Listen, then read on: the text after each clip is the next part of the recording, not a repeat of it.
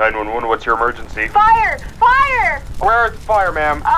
The museum downtown, the main museum is on fire! Alright, we're coming. We're sending our folks right away. Thank you.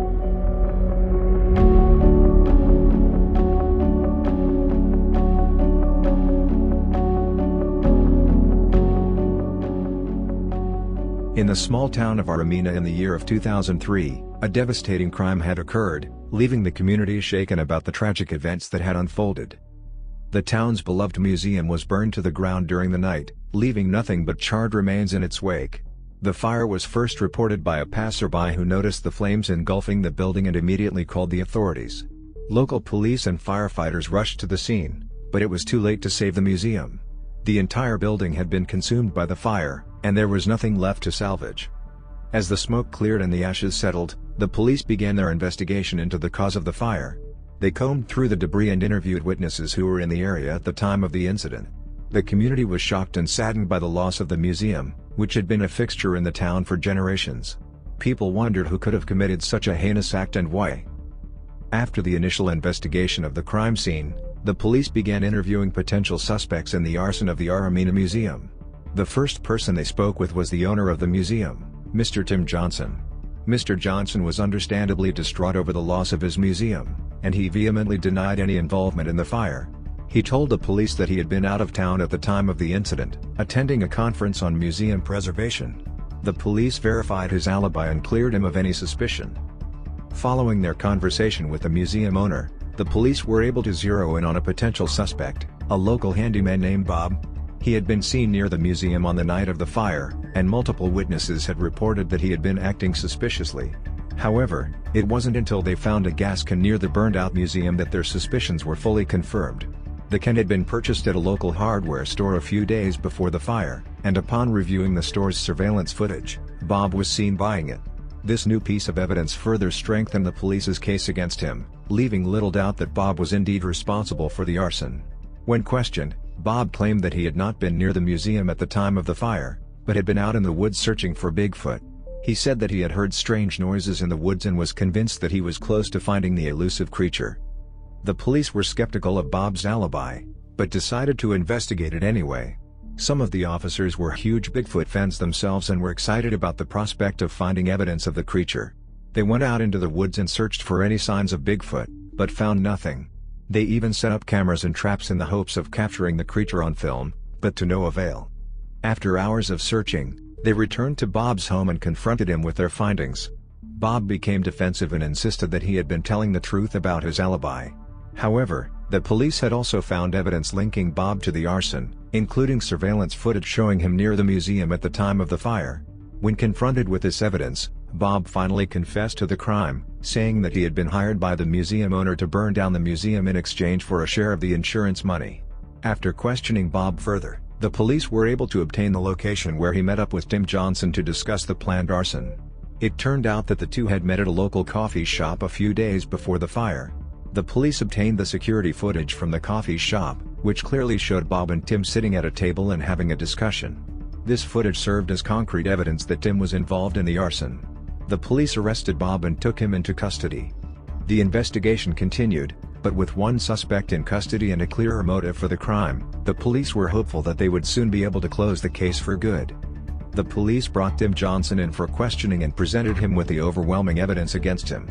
Despite their efforts to get a confession, Tim continued to deny any involvement in the crime.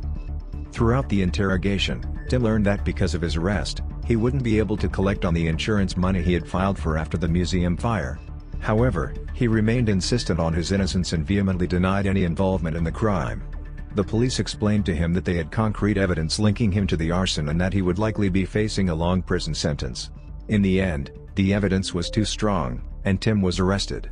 He was devastated by the turn of events, but the police were certain that they had caught the right man. Tim Johnson was crestfallen as he saw who his cellmate was. It was Bob, a man he claims he never met before. After spending 4 years in prison with Tim, Bob began to notice something off. He realized that this man was not capable of masterminding an arson attack. Tim's vibe was completely different from the cold and calculated person who had hired Bob for the job. Bob had a feeling that the real culprit was still out there, and he knew he had to speak up. He requested to meet with the town prosecutor and told him everything he knew. He revealed that he had come to believe that Tim Johnson was innocent and that the real mastermind behind the arson attack was still at large. Bob explained how Tim's behavior and demeanor didn't fit the profile of someone who would commit such a heinous crime. He also shared his suspicions about who the real culprit might be. The prosecutor was initially skeptical of Bob's claims, but he couldn't ignore the fact that Bob had been with Tim for 4 years and knew him well. He decided to reopen the case and investigate further. They began looking into Bob's claims and started to uncover new evidence that pointed to someone else entirely. As the police re-reviewed the coffee shop footage that had once incriminated Tim Johnson, they noticed something unusual. The suspect's hair was parted on the opposite side. They went back to the coffee shop to see if anyone recognized the man in the footage. To their relief, one of the baristas said that he was a regular customer. They showed her the screenshot of the man and she confirmed that it was the same person. She even knew his name, Tom Johnson. The police were stunned. Tim Johnson had a twin brother that he had never mentioned before. They immediately set up a sting operation to catch Tom in the act. They staked out the coffee shop and waited for him to show up. It didn't take long. Tom arrived at the coffee shop a few days later, looking nervous and twitchy. The police approached him and placed him under arrest. At first, Tom denied any involvement in the arson. He claimed that he had been out of town at the time, hunting for Bigfoot in the nearby woods. But the police didn't buy it. "Fool me once," they thought to themselves. After hours of questioning, Tom broke down and confessed. He revealed that he and Tim were born as twins, but his parents were horrified when they saw him. They were disgusted by his appearance, thinking he was a complete monster, a freak, a hideous beast. They had abandoned him at a local freak show, where he had grown up with other outcasts and misfits. Tom revealed to the police that he had harbored a deep-seated hatred towards his twin brother, Tim. As he grew older, Tom's resentment and jealousy towards Tim had only grown stronger. He had planned the arson as a way to exact revenge on Tim, to ruin his life and make him suffer the same way he had suffered all these years. As they arrested him and brought him to jail, the police officers couldn't help but wonder how Tom's parents could have abandoned him at a freak show. After all, he looked normal, just like his brother Tim. That's when Tom made the mistake of showing them his nipples, which were twisted and deformed in a grotesque way.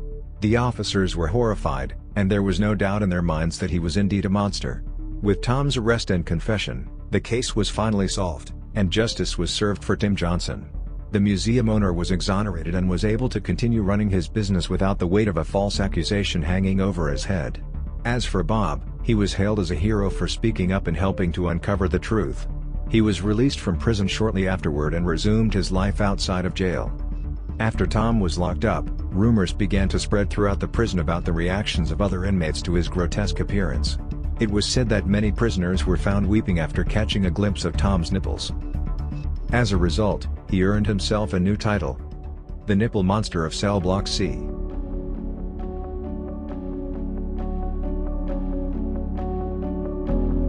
If you enjoyed today's authentic, absolutely true, 100% real, definitely not AI-generated true crime story, please feel free to like, subscribe and leave a comment.